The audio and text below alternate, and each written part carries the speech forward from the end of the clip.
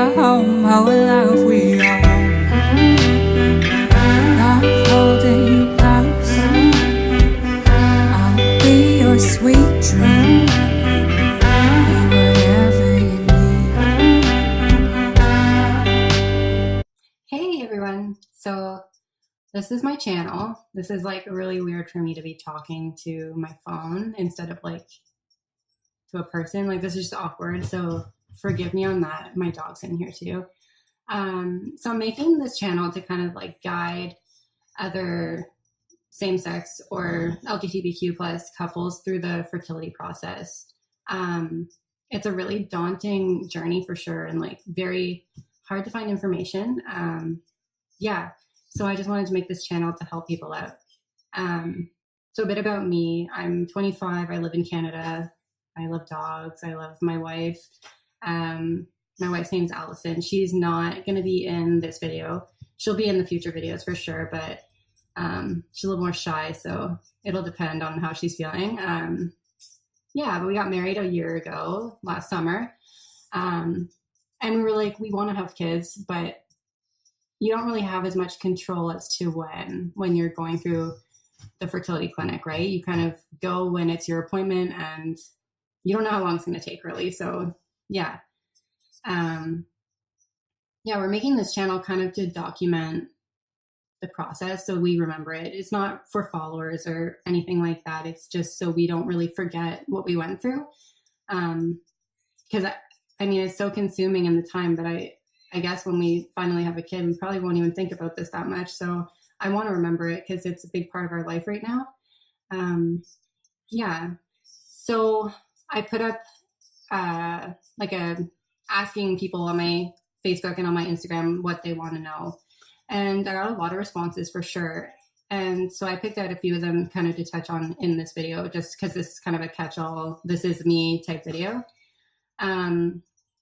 So one of the questions I got was what steps we've taken so far in this process. So basically what we did was we went to our family doctor and we asked for a referral to the fertility clinic.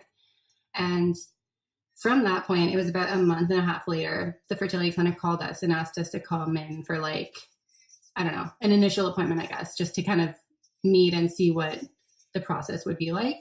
So we went to the initial appointment and I was really nervous before that appointment. I didn't know what to expect. I've never done this. And it was really emotional. We got to the appointment and it was a clinic, right? It's a really sterile environment and it's really, it's a doctor's office. So we go and we meet the doctor and she asks us, a slew of questions, does a pap test, asks me all these medical questions. And it was difficult. Meeting her, she basically was saying that she thinks I have PCOS. How she came to that conclusion, I don't know. And maybe I do. I have no idea. I mean, I don't really think I have any of the symptoms, but she seemed to think that I probably do. So she told us that. And I kind of just broke down because I didn't expect her to say that after just meeting me and barely doing any examination. And she was like, you'll probably have to do IVF if you have PCOS. And I was like, well, that's jumping the gun. I was just a little bit taken back. And I mean, the rest of the appointment went fine. She kind of explained the next steps, which are a bunch of tests, blood tests, ultrasounds to check your follicles, a tubal flush, which was lots of fun. So kidding. It was like they put this liquid, the saline solution they put a catheter in you and then put the saline solution into your tubes, I guess, and watch the bubbles go through on the monitor. And it was fucking uncomfortable and painful. It was brutal. I'm a baby, I guess. And the next test we have to do is I just basically have to get one more blood test. And then at the end of June, we have our follow-up, which is when we meet with the doctor and get all of the results from all of our testing so far. Essentially we'll get all of the answers and find out if we're doing IUI, medicated IUI, IVF.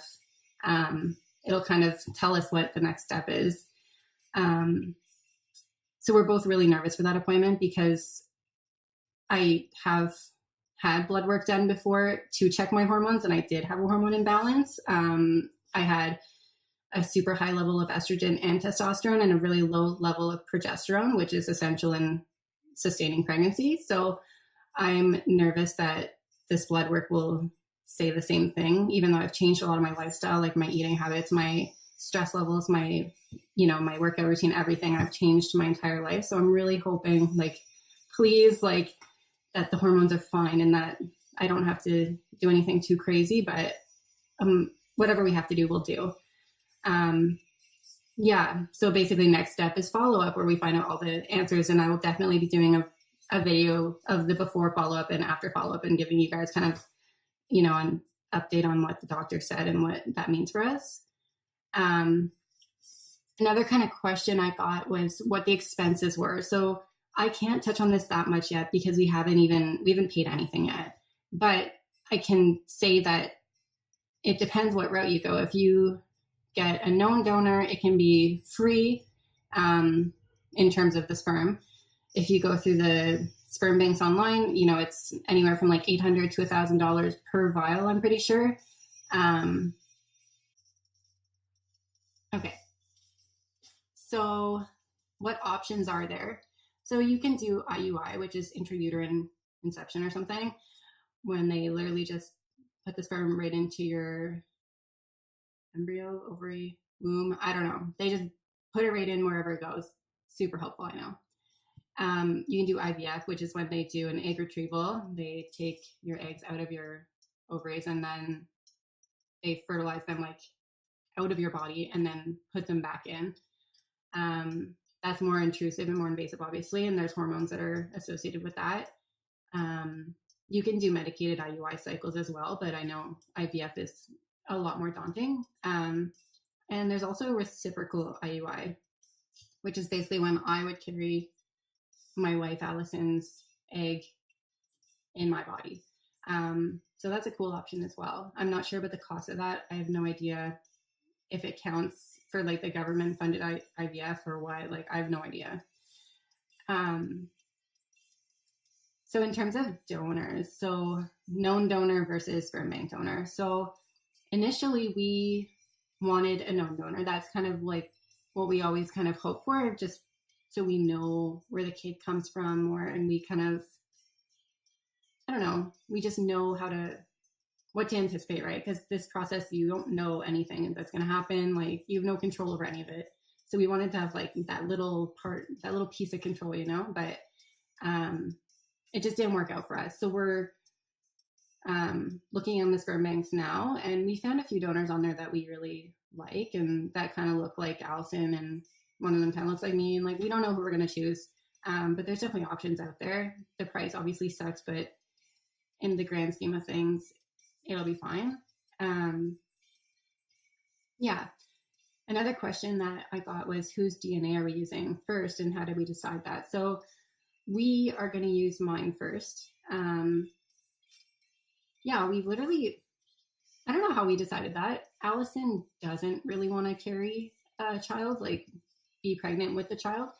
But she does want to have a biological child. So first, we're hoping that I can just do IUI with my own eggs, embryo, whatever. And then if we're fortunate enough to have a second child, we want to do reciprocal IUI, where I would carry her eggs or embryos or whatever in me. I don't know the difference between eggs and embryos, like, sorry. So that would be our ideal outcome.